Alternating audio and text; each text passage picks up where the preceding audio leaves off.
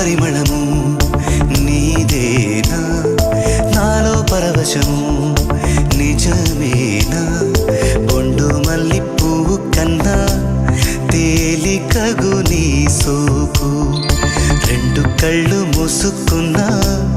లాగు మరి నీ వైపు సొగసును చూసి పాడగాయలా కనులకు